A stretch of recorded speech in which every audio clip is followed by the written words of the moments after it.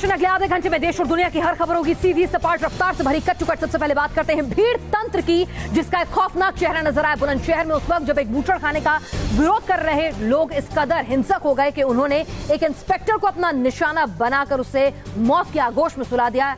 इस हिंसक झड़प में 2 लोगों की जान भी गई। बताया जा रहा है कथित तौर पर पशु कटान के बाद विवाद तेज हो गया। कहा जा रहा है कि एक खेत में कथित तौर पर गौवंश मिलने के बाद लोग गुस्साए हुए थे और इसके बाद कुछ संगठनों के लोग सड़क पर उतर आए और पुलिस से कार्रवाई की मांग करने लगे। गुस्साए लोगों ने चिंगरावठी चौराहे पर हंगामा शुरू कर दिया। गाड़ियां फूंक दी तो पुलिस ने उन्हें खदेड़ने की कोशिश की और विवाद बढ़ गया। हंगामे पर उतारू लोगों ने कई गाड़ियों में तोड़फोड़ की और पथराव करने लगे। इसी दौरान सुबोध कुमार के सर में पत्थर आ लगा और बाद में इलाज के दौरान उनकी मौत हो गई। अपोपसी होने की बात सामने आई थी तो उसमें तुरंत पुलिस और जो एग्जीक्यूटिव मैजिस्ट्रेट्स हैं उन्होंने मौके पर पहुंच करके उसको तुरंत जो उसमें कार्रवाई है वो करने की कोशिश कर रहे थे। इस वक्त जो है कुछ लोग आसपास के लोग हैं उन्होंने उसको कब्जे में लेकर के रोड जाम करने की कोशिश की थी। बताया जा रहा है कि पुलिस की फायरिंग में 2 लोग भी जख्मी हुए हैं। इलाके में तनाव और बवाल को देखते हुए भारी पुलिस बल तैनात कर दिया गया है। मीडिया रिपोर्ट्स में कहा जा रहा है कि इस दौरान कुछ अराजक तत्वों ने फायरिंग भी की। और फ्रांस में इस वक्त इमरजेंसी जैसे हालात हैं, लोग हिंसक हो चले हैं, भीड़ बेकाबू हो गई है। फ्रांस की सड़कों पर लोग उतर आए हैं और गुस्सा है पेट्रोल पर लगे टैक्स को लेकर, उसके दामों में इजाफे को लेकर। 17 नवंबर से ही फ्रांस इस महंगाई की आग में झुलस रहा है। बताया जा रहा है कि प्रदर्शन के दौरान हुई हिंसा में 100 से ज्यादा लोग जख्मी हो चुके हैं, जबकि करीब 300 लोग हिरासत में लिए गए हैं। लेकिन हिंसा थमने का नाम नहीं ले रही। फ्रांस मीडिया के मुताबिक देश भर में इस प्रदर्शन में 1 लाख से ज्यादा लोग शामिल हो चुके हैं और यह तादाद लगातार बढ़ती जा रही है। फ्रांस के राष्ट्रपति एमैनुअल मैक्रों अपनी आर्थिक नीतियों की वजह से लोगों की नाराजगी झेल रहे हैं। बताया जा रहा है कि फ्रांस सरकार ने हाइड्रोकार्बन टैक्स में इजाफा किया तो उसका असर पेट्रोल डीजल पर पड़ने लगा। लोग पहले से ही तेल की कीमतों को लेकर परेशान थे। फ्रांस में डीजल के दाम पिछले 12 महीने में 23% से अधिक बढ़ गए हैं। वैश्विक स्तर पर तेल की कीमतों में उतार चढ़ाव रहा है, लेकिन फ्रांस में कीमतें बढ़ने के बाद कम नहीं हुई और अब लोगों का गुस्सा फूट पड़ा है। हालांकि सरकार ने प्रदर्शनकारियों को कड़ी चेतावनी दी है और कहा है कि हिंसा किसी भी सूरत में बर्दाश्त नहीं की जाएगी। पाकिस्तान में सोशल मीडिया पर इन दोनों एक वायरल वीडियो जो है चर्चा का केंद्र बना हुआ है। दरअसल पुलिस की वर्दी में एक शख्स डांस करता हुआ नजर आ रहा है, लेकिन बाद में जब तफ्तीश हुई, मामला सुर्खियों में आया तो कुछ और ही बात निकली। सोशल मीडिया पर चंद मिनटों में ही ये वीडियो वायरल हो गया। पूरे पाकिस्तान में इसको लेकर बहस छिड़ गई और वीडियो दुनिया भर में देखा जाने लगा। पहले पुलिस की वर्दी में इस शख्स के डांस करने की तस्वीरें सामने आई, फिर खबर आई कि पुलिस ऑफिसर को सस्पेंड कर दिया गया है और जांच के आदेश दे दिए गए हैं। लेकिन सच्चाई कुछ और ही है। दरअसल ये शख्स कोई पुलिस ऑफिसर नहीं बल्कि स्टेज आर्टिस्ट अरशद है। दोनों एक शो के रिहर्सल के दौरान ये वीडियो बना रहे थे। बिल्कुल, हम लोग कर रहे थे बैक स्टेज रिहर्सल और किसी ने वो वीडियो वायरल कर दी। वो बिल्कुल फेक है, बिल्कुल झूठ है जी। मैं कोई एसएचओ नहीं हूँ पंजाब पुलिस का, ना कोई ताल्लुक है मेरा पंजाब पुलिस से। मैं एक स्टेज आर्टिस्ट हूँ। अरशद का कहना है कि वीडियो उनके मोबाइल में सेव था, जिसे उनके भतीजे ने शेयर कर दिया और लोग उन्हें पुलिस वाला समझ बैठे। और आइए आपको दिखाते हैं राजधानी दिल्ली में कैसे नजर आया बेकाबू तेज रफ्तार का कहर। एक नई कार लेकर नौजवान डिपार्टमेंटल स्टोर में जा घुसा। दिल्ली में अचानक एक दुकान में जा घुसी कार और मच गया हाहाकार। तेज रफ्तार कार के कहर से दुकान का सामान जहां तहां बिखर गया। गनीमत ये रही कि इस हादसे में कोई हताहत नहीं हुआ। घटना पूर्वी दिल्ली के शकरपुर इलाके की है, जहां तंग गलियों में भी एक युवक बेहद तेज रफ्तार से नई गाड़ी चला रहा था। अचानक युवक की कार बेकाबू हो गई और जा समाई परचून की दुकान पर। दिल्ली के द्वारका सेक्टर 7 में भी एक दर्दनाक सड़क हादसा हुआ। यहाँ एक तेज रफ्तार मर्सिडीज ने 2 फलवालों को टक्कर मार दी। हादसे में एक फलवाले की मौके पर ही मौत हो गई। हादसे के बाद आरोपी मौके से फरार हो गया। पुलिस तलाश में जुटी है। सियासत में सिद्धू के दिन अच्छे नहीं चल रहे। सिद्धू जो अभी तक खुद को दिल्ली के कप्तान के इशारे पर चलने वाला अपने आप को एक कार्यकर्ता बताते थे, अब वो कह रहे हैं कि कैप्टन भी मेरे कप्तान हैं। किस तरह से सिद्धू ने लिया है यू टर्न केंद्र की कांग्रेस के तमाम नुमाइंदों के दबाव में, देखिए आप इस रिपोर्ट में। बताया जा रहा है कि सिद्धू के बयान पर कांग्रेस के अंदर घमासान तेज है। लुधियाना में इस तरह के होर्डिंग ने विवाद और बढ़ा दिया। सिद्धू ने राहुल गांधी को कैप्टन बताया था तो लुधियाना में लोग इन होर्डिंग्स में अमरिंदर सिंह को कैप्टन बताते नजर आए। सूत्रों की माने तो कांग्रेस के अंदर कैप्टन अमरिंदर सिंह का खेमा सिद्धू के बयान से नाराज है। वहीं मीडिया रिपोर्ट्स के हवाले से खबर मिल रही है कि कांग्रेस आलाकमान ने भी सिद्धू को कैप्टन के खिलाफ कुछ न बोलने की नसीहत दी है, तो अब सिद्धू के सुर नरम पड़े सुने जा रहे हैं। He is a fatherly figure. I love him. I respect him. I'll sort it out myself. But captain के साथ सिद्धू के मतभेद की खबरें तो उनके पाकिस्तान जाने के साथ ही सामने आने लगी। कैप्टन अमरिंदर सिंह ने उनके पाकिस्तान जाने पर एतराज जताया, लेकिन सिद्धू उनकी अनदेखी कर वहां चले गए और लौट कर आने के बाद हैदराबाद में जब उन्होंने कैप्टन अमरिंदर सिंह की साख की अनदेखी की तो विवाद तेज हो गया। घाटी में सेना का ऑपरेशन और लगातार जारी है, लेकिन आज सेना को एक अहम कामयाबी उस वक्त मिली जब जैश के आतंकियों को 2 अलग अलग ठिकानों से सेना ने जिंदा पकड़ा।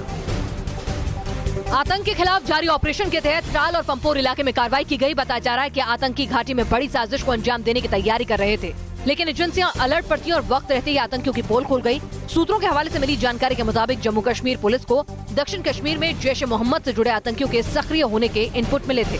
पुलिस ने एक टीम गठित कर मामले की जांच शुरू की। शुरुआती जांच के बाद त्राल और पंपोर इलाके में 2 आतंकी ठिकानों पर छापेमारी की गई। पुलवामा के त्राल में हुई छापेमारी में पुलिस ने 4 संदिग्धों को हिरासत में लिया। वहीं दूसरी कार्रवाई पंपोर में हुई, जहां 6 आतंकी पकड़े गए। बताया जा रहा है कि आतंकियों के पास से पुलिस ने आईईडी और ग्रेनेड बनाने का सामान, विस्फोटक और कई संदिग्ध डॉक्यूमेंट्स बरामद किए हैं, जिसके बाद इन सभी को अज्ञात ठिकानों पर ले जाकर कड़ी पूछताछ की जा रही है। शोपियां में भी हिंद के शूरवीरों ने दहशतगर्दों के खिलाफ कार्रवाई की। घर में आतंकियों के छिपे होने की खबर मिलते ही घेराबंदी कर ली गई। हालांकि आतंकी जंगल में भाग गए, लेकिन तलाश जारी है।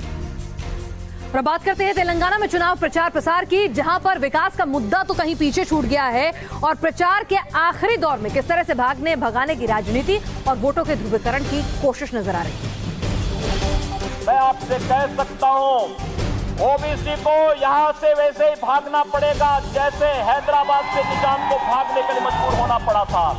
2 दिसंबर को हैदराबाद में यूपी के मुख्यमंत्री योगी आदित्यनाथ ने इस अंदाज में ओवैसी पर निशाना साधा तो वार पलटवार तेज हो गया। ओवैसी ब्रदर्स ने पलटवार में देरी नहीं की। योगी ने जिस अंदाज में हमला बोला था, उसी अंदाज में जवाब दिया गया। मजलिस मुक्त करेंगे इंशाअल्लाह ताला। याद रखो 2019 के लोकसभा में हिंदुस्तान का वजीर आजम मोदी नहीं रहेगा, अमित शाह। तेरे जैसे 56 आए चले गए, अरे ओवैसी तो छोड़ो, ओवैसी की आने वाली 1000 नस्लें भी इसी मुल्क में रहेंगी, तुझसे लड़ेंगी, तुझसे मुकाबला करेंगी, तुझे भगाएंगी। हम भागने वालों में से नहीं है। कहाँ तो बात मुद्दों की होती है, कहाँ तो गरीबी से जंग होती है, लेकिन यहाँ तो संग्राम भागने भगाने का है। शायद दोनों अपने अपने वोटर की नब्ज समझते हैं और सियासी आग उगलने का हुनर बखूबी जानते हैं। तो तेलंगाना में वोटिंग से पहले मुद्दे गायब हैं और दौर पर्सनल अटैक का चल निकला है। राजस्थान में भी चुनाव प्रचार अपने आखिरी दौर में है। ऐसे में आरोप प्रत्यारोप जमकर लग रहे हैं। शाह ने राहुल गांधी पर निशाना साधा तो मोदी ने भी जमकर कांग्रेस को आड़े हाथों लिया। राजस्थान के रण में प्रधानमंत्री एक बार फिर नजर आए। जोधपुर में पीएम ने कांग्रेस को भ्रष्टाचार के मुद्दे पर घेरा। मोदी ने हिंदुत्व वाले बयान पर भी राहुल गांधी को घेरने की कोशिश की। ऋषि मुनियों ने भी कभी दावा नहीं किया कि उनको हिंदू और हिंदुत्व का पूरा ज्ञान, किसी ने नहीं किया। वहीं बीजेपी अध्यक्ष अमित शाह आज राजस्थान के प्रतापगढ़ में चुनावी सभा करने पहुंचे और राहुल गांधी पर जमकर निशाना साधा। मैं तो राहुल बाबा को पूछता हूँ, भैया तनिक प्रतापगढ़ वालों को आपके सेनापति का तो नाम बता दो जरा। बताना चाहिए नहीं बताना चाहिए भाई। राजस्थान में 7 दिसंबर को चुनाव है। ऐसे में 2 दिनों तक पीएम यहां धुआंधार रैली करने वाले हैं। महाराष्ट्र से लेकर दिल्ली तक किसानों ने अपनी मांगों को लेकर, अपनी परेशानियों को लेकर प्रदर्शन किया, लेकिन नासिक में किसान ने प्रदर्शन का एक अनोखा तरीका ढूंढ निकाला। जब 700 किलो से भी ज्यादा प्याज बेचने के बावजूद भी उसे सिर्फ 1000 रुपए की कमाई हुई, तो उसने कमाई पीएम को मनी ऑर्डर के जरिए बेच दी। नाराजगी जताने का यह अनोखा तरीका निकाला महाराष्ट्र में नासिक के निफाड में रहने वाले किसान संजय साठे ने। इस मौसम में संजय ने 750 किलो प्याज उपजाई, लेकिन जब वो इसे बेचने पहुंचे तो काफी मोलभाव के बाद उन्हें महज 1 रुपए 40 पैसे प्रति किलो की दर से भाव मिला और पूरी प्याज की बिक्री महज 1064 रुपए में हुई। करीब 4 महीने की मेहनत के बाद मिली इस रकम से संजय काफी नाराज हुए और उन्होंने सारे पैसे पीएम को भेज दिए। जो माल पिकाते उसके ऊपर हम जो आड़तदार करने ले जाते उसका सही दाम हमें आड़तदार देता है। अगर ये आड़त बंद हो गई तो हम ये माल किसको देंगे? अगर व्यापारी करने गए तो व्यापारी मंचा माल खरीदेगा, उसमें हमारा नुकसान है। संजय साठे इलाके के चुनिंदा प्रगतिशील किसान माने जाते हैं। 2010 में अमेरिका के तत्कालीन राष्ट्रपति बराक ओबामा जब भारत आए थे तो संजय को उनसे संवाद के लिए चुना गया था। संजय साठे का गुस्सा उनके दर्द के इंतहा है। बताया जा रहा है कि एशिया की सबसे बड़ी प्याज मंडी लासल गांव में किसान 1 रुपए किलो की दर से प्याज बेचने को मजबूर हैं और जाहिर है इस कीमत पर तो उनकी लागत भी नहीं निकल पाती। और चंदौली में आखिर क्या हुआ ऐसा कि टिकट काउंटर की कतार में लगे लोग और दलालों के बीच हिंसक झड़प हो गई। पुलिस देखती रही और टिकट काउंटर पर मच गया हंगामा। टिकट लेने आए पैसेंजर अचानक होने लगे मारपीट का शिकार। किसी ने उन पर लात घूंसों से वार किया तो किसी ने धक्का देते हुए उन्हें काउंटर से ही बाहर कर दिया। तस्वीरें चंदौली के दीनदयाल उपाध्याय जंक्शन की हैं, जहां टिकट कतार पर खड़े होने को लेकर विवाद कुछ ऐसा गहराया कि दलालों ने लोगों पर हमला बोल दिया। काफी देर तक तो वो पैसेंजर के साथ मारपीट करते रहे। वीडियो वायरल होने के बाद अब पुलिस दलालों की पहचान करने और कार्रवाई की बात जरूर कह रही है। साफ है मुगलसराय स्टेशन का नाम दीनदयाल उपाध्याय जंक्शन तो हो गया, लेकिन उसका हाल नहीं बदला।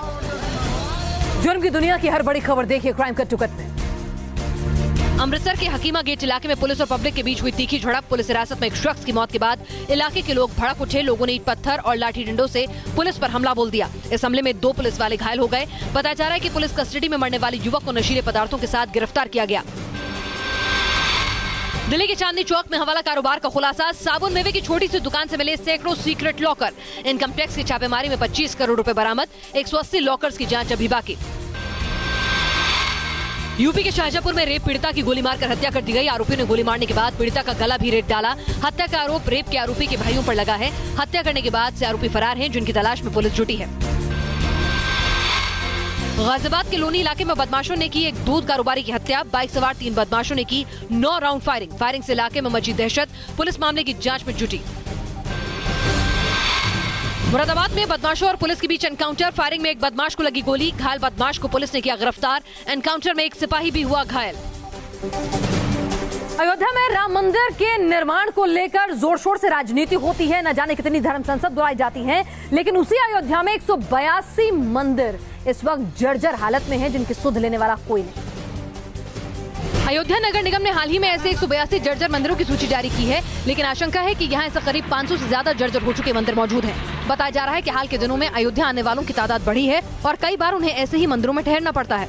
ये हमारे पूर्वजों का मंदिर है और इसको हम पुनः बनाने का प्रयास कर रहे हैं। बताया जा रहा है कि अयोध्या में करीब हर घर में मंदिर हैं और कई ऐसे मंदिर हैं जिनकी मरम्मत पिछले 30 से 35 सालों से हुई ही नहीं। और अब नगर निगम कह रहा है कि जर्जर हो चुके मंदिर या घर या तो दुरुस्त कराए जाएं या फिर उन्हें गिरा दिया जाए। नगर निगम द्वारा भी बार-बार नोटिस दिया जा रहा है कि जर्जर मकान को स्वतः गिरा दीजिए। अगर जर्जर मकान में कोई हादसा या भूकंप आ जाता तो उसकी समस्त जिम्मेदारी उस मकान की मालिक की होगी। तो सवाल ये है कि देश भर में राम मंदिर के लिए मचे घमासान के बीच ऐसे मंदिरों की सुध ली भी जाएगी या नहीं। और जेट एयरवेज संकट की बात करते हैं। खाड़ी देशों के लिए जेट एयरवेज को अपनी 40 उड़ानें उस वक्त रद्द करनी पड़ गई जब पायलट्स और क्रू मेंबर्स अचानक से बीमार हो गए। सैलरी नहीं मिली तो अचानक बीमार हुए कई पायलट और रद्द करनी पड़ी दर्जनों फ्लाइट्स। पायलटों के बहानों ने देश की एक बड़ी और निजी एयरवेज कंपनी की सेहत बिगाड़ कर रख दी। बताया जा रहा है कि बीमारी का बहाना बनाकर जेट एयरवेज के कई कर्मचारी रविवार को छुट्टी पर चले गए, जिसकी वजह से कम 14 फ्लाइट्स रद्द करनी पड़ गयी। वजह था सैलरी विवाद। दरअसल जेट एयरवेज पिछले कुछ समय से काफी घाटे में चल रही है। कंपनी पायलटों को पूरा वेतन भी नहीं दे पा रही। कंपनी ने सितंबर में कर्मचारियों को आंशिक वेतन दिया। अक्टूबर नवंबर में भी उसने अपने कर्मचारियों को पूरा वेतन नहीं दिया। जेट एयरवेज की सेहत पहले से खराब है, ऊपर से सैलरी विवाद और पायलटों की बीमारी जैसी बातों से विमान संचालन पर भी असर साफ दिखने लगा है। ऑस्ट्रेलिया में टेस्ट सीरीज के तैयार है टीम इंडिया और कहां माही और उनकी बेटी का वीडियो हो रहा है वायरल। देखिए खेल के मैदान की हर खबर स्पोर्ट्स का।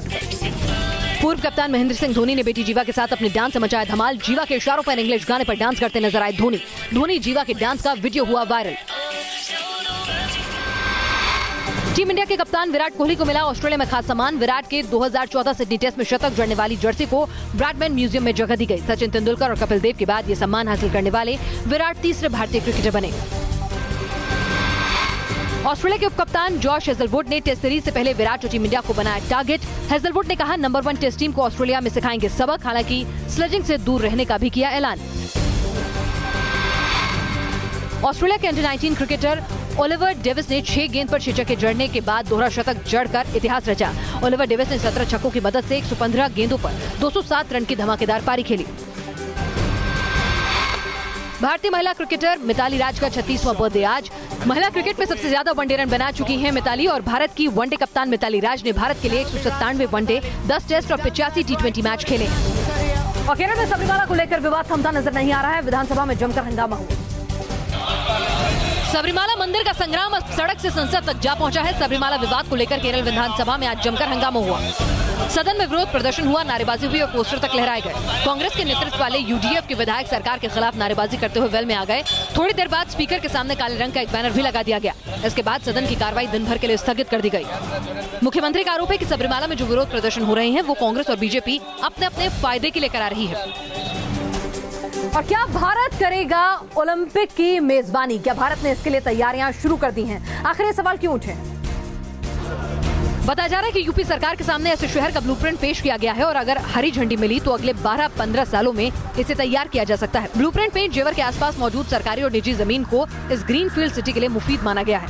मीडिया रिपोर्ट्स की माने तो इस शहर में सभी पर्याप्त खेल सुविधाएं मुहैया कराने के साथ ही 10 लाख लोगों के बसने की क्षमता होगी।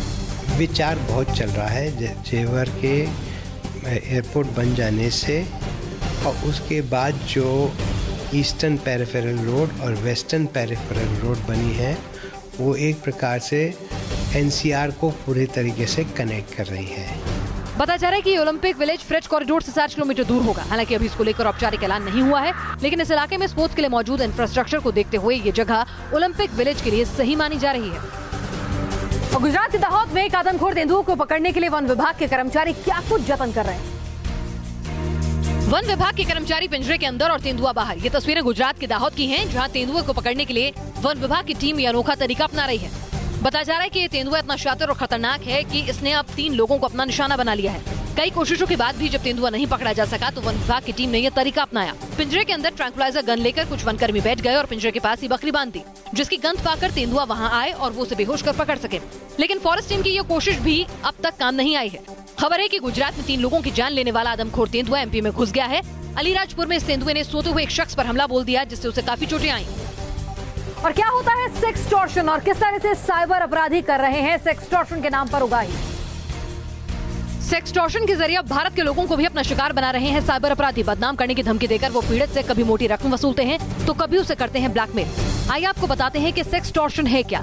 साइबर अपराधी मॉलवेयर के जरिए आपके कंप्यूटर सिस्टम या नेटवर्क को हैक कर लेते हैं। कई बार लड़की बनकर वो आपकी निजी जानकारियां हासिल कर लेते हैं, फिर ब्राउजिंग हिस्ट्री हैक कर वो आपकी एक्टिविटीज पर नजर रखने लगते हैं। आप किसी भी अश्लील वेबसाइट या कंटेंट को देखते हैं तो इससे इसकी जानकारी मिल जाती है। साइबर अपराधी आपको ईमेल कर ये बात सार्वजनिक करने की धमकी देता है और फिर जबरन आपसे वसूली करने लगता है। साइबर अपराधियों से बचने के लिए आप अपने ईमेल आईडी, पासवर्ड किसी भी अनजान शख्स को ना दें। सोशल मीडिया और सोशल साइट्स का सावधानी से इस्तेमाल करें। और दुनिया की हर बड़ी खबर जानिए वर्ल्ड कप टिकट। अमेरिका में स्कीइंग करते नजर आए सैकड़ों सैंटा। बर्फबारी के बीच सैंटा के कॉस्ट्यूम में स्कीइंग करते युवकों को देखकर लोग रोमांचित हो उठे। क्रिसमस से पहले और 19वें सैंटा संडे के मौके पर हुई सैंटा स्कीइंग। वहीं ब्रिटेन में सड़कों पर दौड़ते नजर आए सैकड़ों सैंटा क्लॉज। मैक्सिको में राष्ट्रपति का विमान होगा नीलाम। भारी भरकम विमान बोइंग 787 का आखिरी बार इस्तेमाल पूर्व राष्ट्रपति एनरिक नीतो ने किया था। लेकिन अब इस विमान को नीलामी के लिए कैलिफोर्निया के सैन बार्जिनो में रखा जाएगा। इसके अलावा 60 दूसरे सरकारी विमानों और 70 हेलीकॉप्टर्स की भी जल्द होगी नीलामी। अमेरिका के इलिनोइस में टोर्नेडो ने मचाया कहर। तेज हवाओं की चपेट में आकर जहां कई घरों की छत उखड़ गई तो वहीं कई बिजली के खंभे भी जड़ से उखड़ गए। वहीं इन हवाओं की चपेट में आकर 20 लोगों के घायल होने की खबर है, जिसमें कुछ लोगों की हालत गंभीर बताई जा रही है। ब्राजील के रियो डी जेनेरियो शहर में मौजूद 200 साल पुराने नेशनल म्यूजियम को फिर संवारा जा रहा है। सितंबर महीने में लगी आग ने भारी तबाही मचाई और इस म्यूजियम को बर्बाद कर दिया था, जिसे फिर से संवारने के लिए ब्राजील के राष्ट्रपति मिशेल टेमर ने $24 करोड़ के फंड का ऐलान किया था। म्यूजियम को मैक्सिको को राष्ट्रीय संग्रहालय के अफसरों की मदद से अब दोबारा बनाया जा रहा है।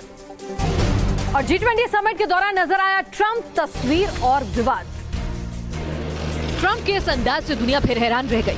अमेरिकी प्रेसिडेंट अर्जेंटीना के राष्ट्रपति से हाथ मिला रहे थे। कैमरा ऑन हुआ और देखते ही देखते ट्रंप फ्रेम से आउट हो गए।